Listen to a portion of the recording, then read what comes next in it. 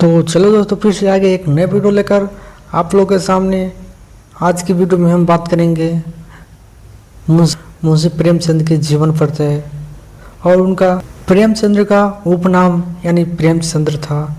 मूल नाम धनपत राय श्रीवास्तव था और उनका जन्म 31 जुलाई 1880 को बनारस के पास लम्भी नामक गांव में एक किसान परिवार में हुआ था और उनका निधन 18 अक्टूबर 1936 को बनारस के उत्तर प्रदेश में ही हुआ था।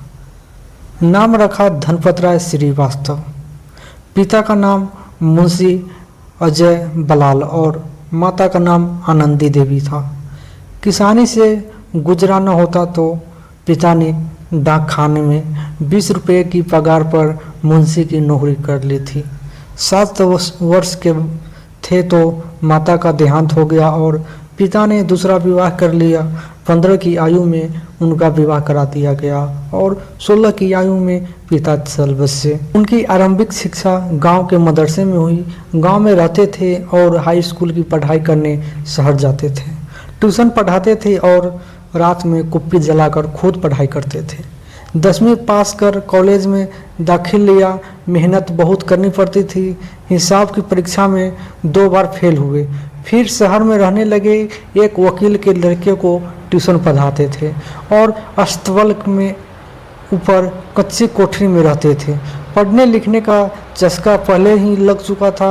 उन्होंने स्वयं लिखा है, इस वक्त मेरी उम्र कोई 13 साल की रही होगी। हिंदी बिल्कुल न जानता था। उर्दू के उपन्यास पढ़ने का उन्माद था। उन दिनों मेरे पिता गोरखपुर में रहते थे और मैं भी वहीं के मिशन स्कूल में 8वीं में पढ़ता था, जो तीसरा दर्जा कहलाता था। रेती पर एक बुक सेलर बुद्धिलाल नामक का रहता था। मैं उनकी दुकान पर सारे दिन तो बैठ न सकता था, इसलिए मैं उनकी दुकान से अंग्रेजी पुस्तकों की कुंजियाँ और नोट्स लेकर अपने स्कूल के लड़के को हाथ बेचा करता था और इसकी एवज में उपन्यास दुकान से घर लाकर पढ़ता था। 2-3 वर्षों में सैकड़ों ही उपन्यास पढ़ डाले होंगे।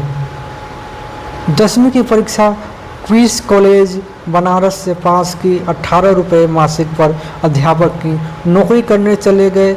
इस दौरान बहराइच, प्रतापगढ़, महोबा, गोरखपुर, कानपुर, इलाहाबाद कई शहरों में रहना हुआ। प्रोन्नति भी मिली और स्कूल इंस्पेक्टर बन गए। 1904 में उर्दू और हिंदी में विशेष वर्नाकुल परीक्षा पास कर ली थी। स्वाध्याय से हिंदी, उर्दू, फारसी, अंग्रेजी का भी ज्ञान बढ़ा रहे थे। फरवरी 1921 में गांधी जी इलाहाबाद आए। वह देश से असहयोग की मांग कर रहे थे। प्रेमचंद्र भी सरकारी नौकरी छोड़ आंदोलन में शरीक हो गए।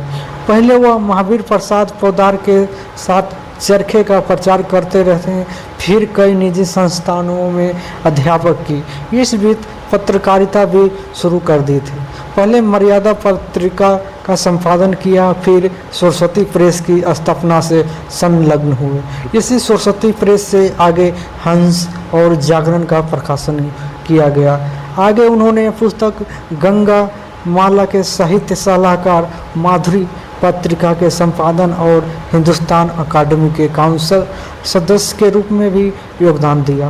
वह प्रगतिशील लेखक संघ के पहले अध्यक्ष भी रहे थे।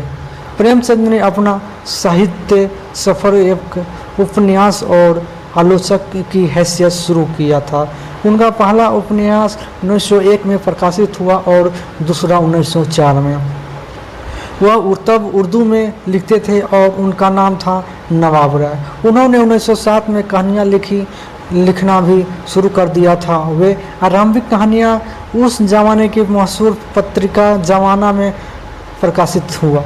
उनका पहला कहानी संग्रह यानी सोजे वतन तब प्रकाशित हुआ जब प्रथम विश्व युद्ध की तैयारी जोरों पर थी।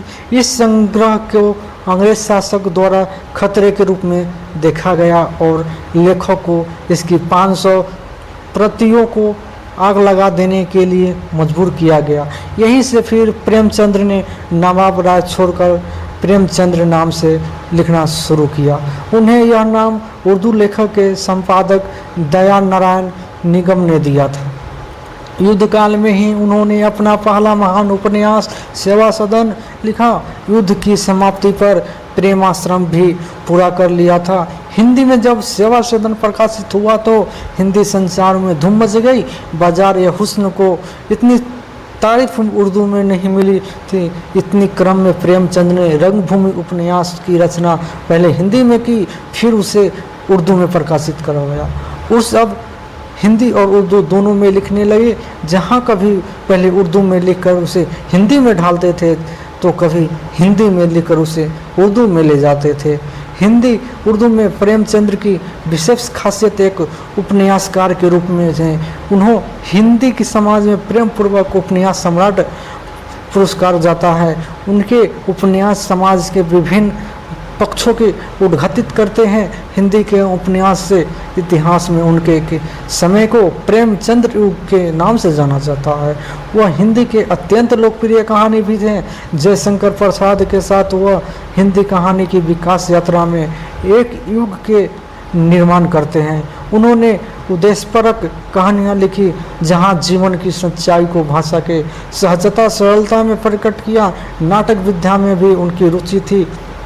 इस क्रम में उन्होंने 3 नाटक की रचना की, जबकि कुछ नाटकों का अनुवाद भी किया। लेखन की आरंभिक दौर में उन्होंने टैगोर की कहानियाँ का भी अनुवाद किया।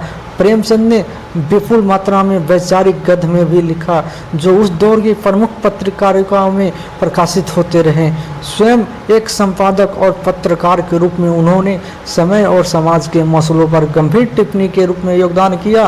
प्रेमचंद्र की रचनाओं का देश विदेश में भी विभिन्न भाषाओं में अनुवाद किया गया।